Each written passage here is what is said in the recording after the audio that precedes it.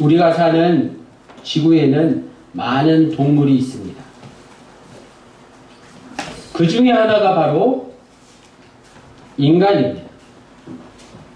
우리 인간이 다른 동물과 비교할 때 손가락으로 헤아리기 힘들 정도로 다른 점들이 많이 있죠. 사람이 동물보다 더 낫잖아요. 그렇지만 지구에서 숨을 쉬고 뭔가를 영양분을 얻고 또 배설하고 후손을 번식하면서 살아간다는 점에서는 다른 동물과 다를 게 없습니다. 동물들의 사는 모습을 잘 보세요. 인간의 기본적인 욕구와 다를 바가 없습니다. 그런데 인간이 동물과 확연히 다른 점, 우리가 잘 아는 대로 가장 먼저 두 발로 걷는 것이죠. 동물들 중에 두 발로 걷는 동물이 없죠.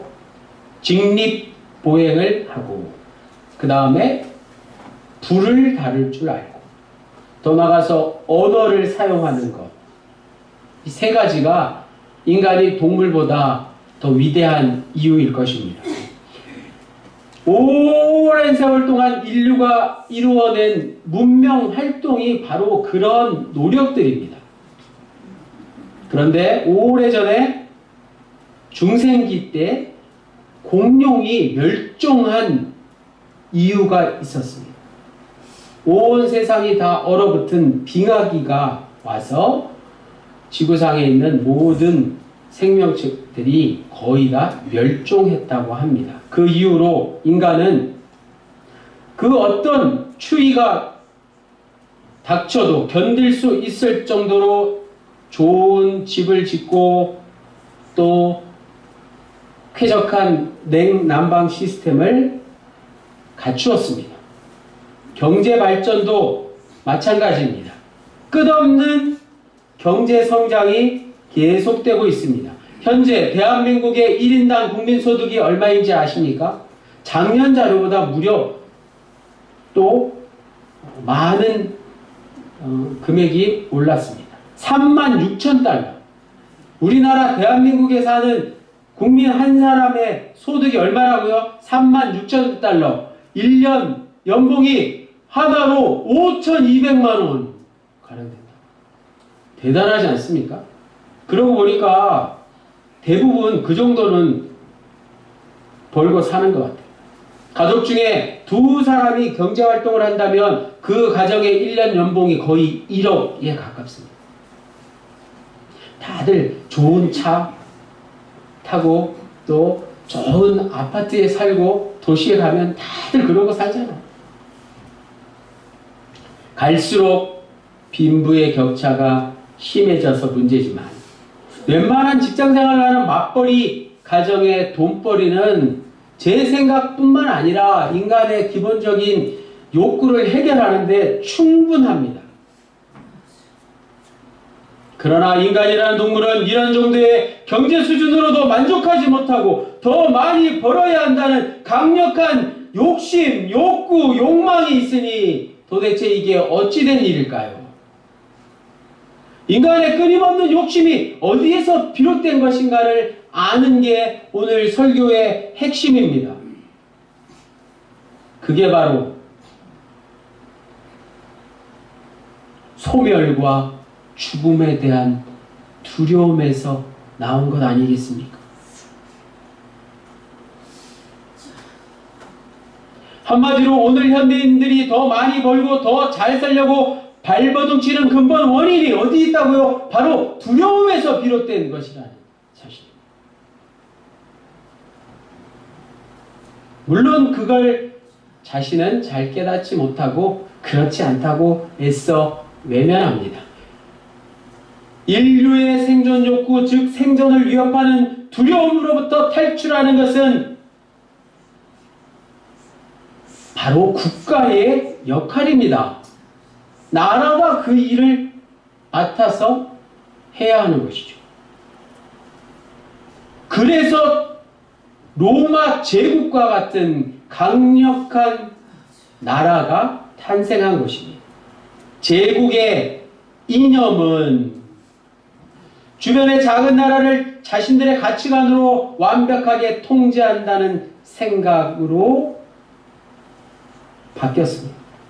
그를 실현하기 위해서 무력으로, 군사력으로 진압하고 또 고급 문명으로 동화시키기도 합니다. 그런 제국의 힘은 주변 나라와 거기에 속한 사람들에게 또 다른 공포의 대상이 되고 맙니다. 무의식적인 두려움을 해결하는 욕망이 또 다시 다른 이들을 두려움으로 몰아넣는 악순환으로 오늘 인류 역사에서 계속 반복되고 있다는 사실입니다. 초기 기독교 당시에 가장 강력한 제국은 잘 아시다시피 로마였습니다. 로마 제국은 당근과 채찍으로 지중해 여러 민족과 나라들을 통치했습니다. 로마 군대는 지금의 미국처럼 강력했습니다. 로마 법과 로마의 정치 제도는 제국을 유지하기 위해서 필수적이었습니다. 그들은 로마 황제에 반항하는 이들을 합법적으로 십자가에 매달아 처형시켰습니다. 십자가 처형은 죄수 한 사람을 죽이는 일일 뿐만 아니라 십자가 처형을 지켜보는 나머지 살아있는 이들을 위협하는 정말 끔찍한 사형 제도였습니다. 우리나라에도 조선시대에 중대한 잘못을 저지른 대역죄인을 부계, 무계뿐만 아니라 친척까지 합해서 이른바 삼족을 멸하는 무시무시한 처형 제도가 바로 그것과 같은 것입니다. 로마 시대에 십자가에 처형당한 사람들이 무수히 많았는데 그 중에 한 사람이 바로 예수 그리스도였습니다. 기독교는 바로 그 예수 그리스도를 하나님의 아들이라고 사람들에게 전파했습니다. 십자가에 달리신 예수 그리스도가 부활하셨다는 사실을 복음으로 전했습니다. 당시 사람들에게 제자들은 제정신이 아닌 이들로 여겨졌습니다. 비난과 조롱의 대상이었습니다. 급기야 기독교는 예수를 십자가에 처형시킨 로마 제국과 정면으로 대립하지 않을 수 없었던 것입니다. 거기서 살아남으려고 지하 동굴로 무덤 속으로 깊이 내려갔습니다. 로마 제국에 맞서 싸울 만한 힘이 기독교에게 당연히 없었기 때문에 그렇습니다. 초기 기독교가 당한 순교의 역사가 바로 그것입니다. 한마디로 기독교 신앙으로 사는 것 그 자체가 두려움이었던 것입니다. 오늘 본문의 배경이 바로 이렇습니다. 이미 오늘 본문 앞부분 마태복음 10장 16절에서 17절 예수님은 제자들이 당할 어려움을 크게 걱정하셨습니다. 보라 내가 너희를 보냄이 양을 이리 가운데로 보냄과 같도다. 그러므로 너희는 뱀같이 지혜롭고 비둘기같이 순결하라. 사람들을 삼가라. 그들이 너희를 공회에 넘겨주겠고 그들의 회당에서 채찍질하리라. 제자들이 이런 어려움을 겪기 전에 이미 예수님께서도 마찬가지로 당시 종교 지도자들과 로마 제국의 미움과 중상모략과 혐오와 오해를 받으셨습니다. 오늘 보면 24절에서 25절에 제자들이 당하는 어려움은 선생이 당하는 어려움보다 크지 않다. 예수님의 고난에 비할 바가 아니다라고 말씀하고 있는 것입니다. 집주인을 바알세불이라 하였다라는 표현은 바리새인들이 예수님께서 행하시는 그 능력을 보고 그것을 책잡으려고 마태복음 12장 24절 말씀 귀신의 왕 바알세불을 힘입어서 귀신을 쫓아내는 일을 예수께서 하고 계시다라고 비난한 것을 가리키는 말씀입니다. 종교 권력과 정치 권력은 자신들을 절대화하기 때문에 거기에 동의하지 않는 자들, 거기에 협조하지 않는 대상을 핍박합니다. 여러 가지 방식으로 불이익을 주고 마녀 사냥하듯이 모함을 하고 회유하고 직접적으로 신체적인 폭력을 가하기도 합니다. 그에 반대하는 이들의 명단을 만들어서 돌리기도 하죠. 정말로 두려운 일이지 않을 수 없습니다. 그런 상황에 처한 제자들에게 오늘 주님께서 들려주신 말씀이 바로 오늘 설교 제목입니다. 두려워하지 말라. 두려워 말라. 이 말씀을 3번 반복해서 말씀하셨습니다. 그 첫 번째가 26절입니다. 그런즉 그들을 두려워하지 말라. 감추인 것이 드러나지 않을 것이 없고 숨은 것이 알려지지 않을 것이 없느니라. 사람들이 겁을 먹고 두려워하는 이유 가운데 또 한 가지 중요한 것은 세상에서 자신이 이해받지 못하고 오해받는 것입니다. 오해받는 것 때문입니다. 예수님의 제자들은 복음이 세상으로부터 인정받지 못하는 것을 두려워할 수밖에 없었습니다. 이것은 다른 사람들로부터 인정받지 못한다는 것만이 아니라 사실은 더 두려운 것은 복음이 자기들 스스로에게도 확실하지 않아서 불안하다는 뜻이기도 했습니다. 예수의 십자가로 인해서 우리의 죄가 용서받고 구원받는다는 사실. 당시 어느 누가 인정하고 믿을 수 있었겠습니까? 그 사실을 믿지 않는 게 더 자연스러운 일이었을 것입니다. 유대인들은 여전히 오늘날까지 예수가 그리스도라는 사실의 근거가 무엇인지를 질문하고 있습니다. 예수 그리스도 이후에도 여전히 세상은 악하고 전쟁이 일어나고 사람들의 모습은 선한 모습일 뿐만 아니라 악하고 비열하고 영악하기까지 합니다. 예수가 그리스도라면 메시아가 세상에 왔는데 어찌 세상이 달라졌다고 말할 수 있겠느냐는 것입니다.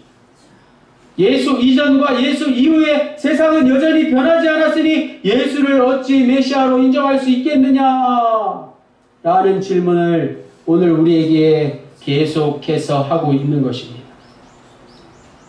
어떻게 해야 할까요? 우리는 이 질문에 어떻게 대답해야 하겠습니까? 유대인들뿐만 아니라 사실 우리 입장에서도 볼 때 우리 입장에서도 하나님이 굳이 30대 초반에 젊은 유대인을 십자가에 처형시키셔서 인류를 구원할 필요가 있었을까 하는 궁금증을 갖게 합니다.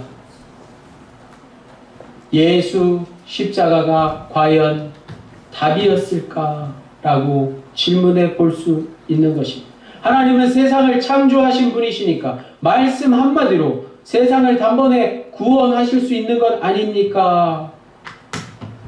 라는 질문이 바로 사단의 질문이지 않습니까? 26절에 숨어있는 것이 결국 드러난다고 말씀했습니다.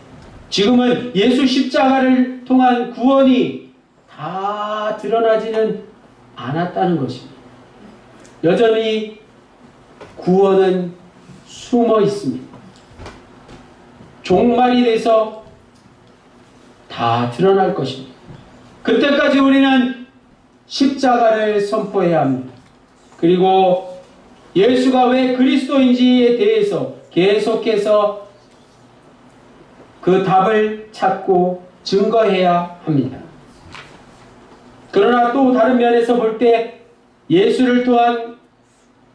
그리스도를 통한 구원의 비밀은 숨겨진 모습으로 신비한 방식으로 지금 여기 이미 드러났다는 사실을 기억해야 합니다. 우리가 잠시 잊고 사는 것뿐입니다. 우리가 잘 모르고 지내는 것일 수 있습니다. 그걸 아는 사람이 있고 모르는 사람이 있을 뿐입니다. 예수님의 제자들은 예수 그리스도의 부활 이후 생명을 경험했습니다. 죄와 죽음으로부터 해방되었다는 사실을 세상 모든 사람들에게 땅끝까지 전하다가 순교했습니다. 결국 제자들은 예수 그리스도의 십자가와 부활, 해방의 능력을 통해서 당시 유대교의 종교 권력과 로마의 정치 권력을 두려워하지 않게 되었다. 두려움의 근본 원인에서 자유하게 된 것입니다. 다 함께 금주의 요절 말씀 마태복음 10장 28절을 읽겠습니다. 시작. 몸은 죽여도 영혼은 능히 죽이지 못하는 자들을 두려워하지 말고 오직 몸과 영혼을 능히 지옥에 멸하실 수 있는 이를 두려워하라. 하나님을 두려워하라. 하나님을 두려워하라. 이 말씀은 곧 하나님이 우리의 두려움을 해결해 주실 분이라는 말씀입니다. 먼저 몸은 죽여도 영혼은 죽이지 못하는 자들을 누구를 가리키는지, 당시 로마 제국이 바로 그러한 자들이었다는 사실을 알아야 합니다. 오늘 우리에게도 이 세상의 권력자들이 바로 그런 자들입니다. 권력과 힘과 무력으로 우리의 몸은 죽일 수 있지만 우리의 영혼까지는 결코 죽일 수 없습니다. 뉴스에 나오는 정치판의 모습일 뿐만 아니라 누구라도 직장생활이나 사회생활을 하다 보면 권력 앞에서 머리를 조아리고 몸을 벌벌 떨고 있는 자신의 모습을 발견하게 됩니다. 우리는 어떻게 하면 이 문제에서 자유할 수 있을까요? 대통령이 아니라 기업 총수 앞에서도 전혀 위축되지 않는 진정 멋진 사람이 되고 싶지 않으십니까? 28절 앞부분에 나오는 몸과 영혼은 구분은 되지만 분리되는 건 아니라는 걸 먼저 깨달아야 합니다. 몸은 우리가 노력해서 얻을 수 있는 삶을 가리킨다면 영혼은 오직 하나님에 의해서만 주어지는 것입니다. 몸의 속성은 사회적인 신분이 높아지거나 건강해지는 것을 가리키지만 그것은 우리가 노력해서 얻을 수 있기 때문에 세상의 악한 권력에 의해서 파괴될 수 있다는 사실입니다. 그러나 영혼은 그 누구도 감히 손을 댈 수 없습니다. 영혼은 곧 인간의 존재론적인 것이기 때문에 그렇습니다. 하나님이 주신 것이 영혼이라는 것입니다. 지난주 고 김순호 부교님의 장례식을 잘 마쳤습니다. 그곳에서 우리는 고인의 생명이 완성되는 순간을 목도했습니다. 고인의 생명은 이제 부활 생명이 되어 영원토록 하나님 곁에 머물게 될 것입니다. 더 중요한 사실은 고인뿐만이 아니라 우리 모두가 그리스도인이라는 것은 부활 생명에 참여하게 되었다는 것입니다. 그렇다면 우리 역시 그리스도와 함께 다시 살리심을 받은 자들입니다. 즉 부활신앙에 들어간 사람들입니다. 부활신앙은 종말에 나타날 궁극적인 생명이 예수 그리스도에게서 이미 일어났으며 그를 믿는 자들도 그 생명에 참여하게 되었다는 믿음을 가리킵니다. 7남매의 가정을 일구신 한 가정의 어머니로 다복한 손자 손녀를 두신 한 집안의 할머니로 그리고 덕암명운에 귀하신 하사관으로 더 나아가서 그리스도의 거룩한 성도로 이제 많은 사람들이 이순호 부교님의 장례식을 통해서 그의 존재가 이전보다 더 선명하게 우리 모두의 기억 속에 부활 생명으로 남게 될 것입니다. 31절 말씀에 두려워하지 말라는 말씀이 다시 나옵니다. 싼값에 팔리는 참새도 하나님 아버지가 허락하지 않으면 땅에 떨어지지 않습니다. 죽지 않습니다. 제자들은 참새들보다 훨씬 더 중요합니다. 하나님은 그들의 머리카락 수까지 헤아릴 정도로 그들을 돌보신다고 말씀해 주고 계십니다. 이 말씀은 두려움의 뿌리가 어디에 있는가를 우리에게 잘 말해줍니다. 안타깝지만 우리 인간의 모습은 대개 자기 안위에 대한 걱정으로 삽니다. 기독교인도 거기서 예외가 되지 않습니다. 두려움의 뿌리가 자기 자신에 대한 염려와 걱정, 연민에 있다는 것입니다. 오늘 우리가 사는 현대 과학 문명은 이런 걱정과 두려움을 교묘하게 자극하며 상품화합니다. TV 광고를 보십시오. 걱정과 두려움을 심리적으로 이용해서 물건을 사게 만드는 것입니다. 그 화장품을 쓰지 않으면 늙어 보인다는 사실을 TV에서 늘 우리에게 자극합니다.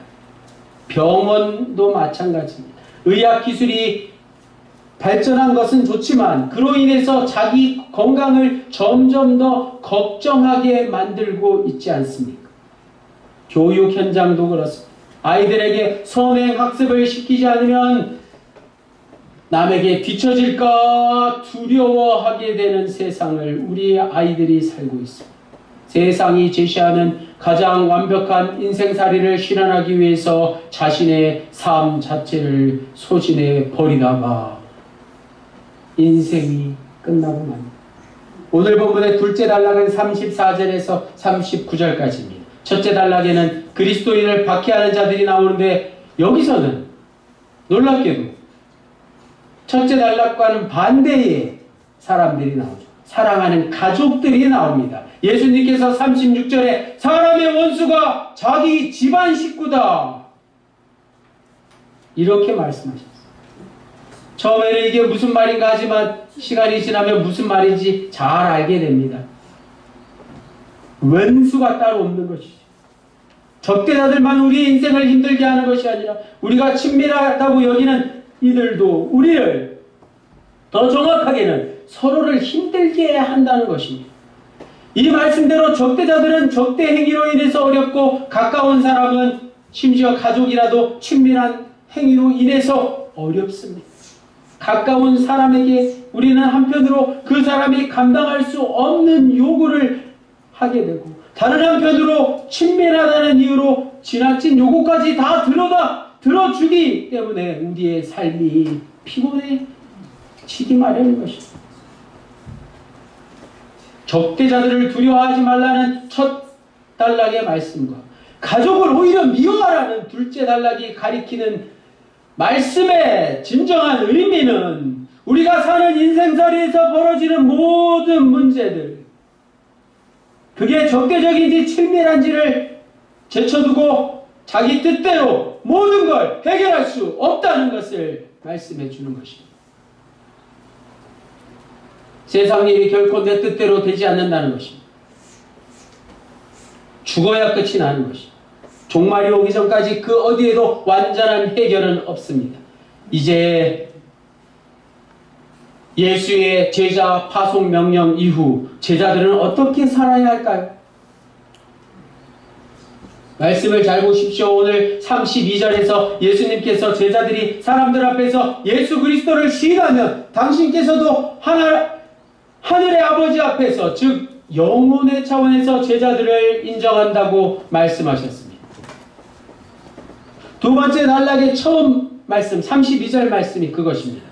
그런데 똑같은 말씀이 마지막 39절에 나옵니다. 자기 목숨을 얻는 자는 잃을 것이요 예수를 위하여 자기 목숨을 잃는 자는 오히려 얻게 될 것이라는 이 말씀입니다. 이 두 구절의 명확한 반복을 통해서 이제 우리는 오늘 설교의 결론을 얻게 됩니다. 두려워 말라. 예수 그리스도를 실제로 믿고 그 믿음대로 일상을 살아가는 사람들은 해결되지 않은 삶의 곤란한 조건 가운데서도 영혼의 평화를 얻는다는 게 오늘 설교의 결론입니다. 예수 그리스도를 실제로 믿고 예수를 겉으로 믿는 게 아니라 실제로 믿고 그 믿음대로 일상을 살면 우리에게 해결되지 않는 그 어떤 삶의 곤란한 조건이 닥쳐와도 우리의 영혼은 늘 평화롭다는 것입니다. 사랑하는 도감명문의 군우님들, 쓸데없는 일이건 쓸데있는 일이건 두려워 마십시오. 오늘 우리가 두려움을 물리칠 수 있는 최선의 길은 하나님 경험뿐입니다. 하나님만이 생명의 창조자이시고 지금도 우리의 생명을 유지하는 분이시며 종말에 우리의 생명을 완성해 주실 분이시기 때문입니다. 어머니 품속에 잠든 아기의 모습을 생각해 보십시오. 아기는 엄마에게 전적으로 의존해 있습니다. 아기는 어머니와의 관계만 유지되면 두려울 게 전혀 없습니다. 이미 우리가 어른이 되었다고 그것을 기억하지 못할 뿐입니다. 실제로 어머니 품으로 돌아갈 수는 없지만 영혼의 어머니 품으로 들어갈 수 있습니다. 하나님 경험이 바로 그것입니다. 그 어떤 상황 속에서도 두려움 없이 우리의 미래를 온전히 하나님께 맡길 수 있는 그 믿음 말입니다. 그런 경험이 없다면 하나님을 믿기는 하지만 여전히 철없는 어린아이처럼 조르는 방식으로 신앙생활을 하고 말 것입니다. 금주의 요절 말씀을 기억하십시오. 몸은 죽일 수 있어도 영혼은 능히 죽일 수 없는 자들과 그런 세력을 두려워하지 마십시오. 오직 주님 주시는 참 평안을 누리며 남은 생을 살아가시기를 주님의 이름으로 간절히 축원합니다. 기도드리시겠습니다. 주님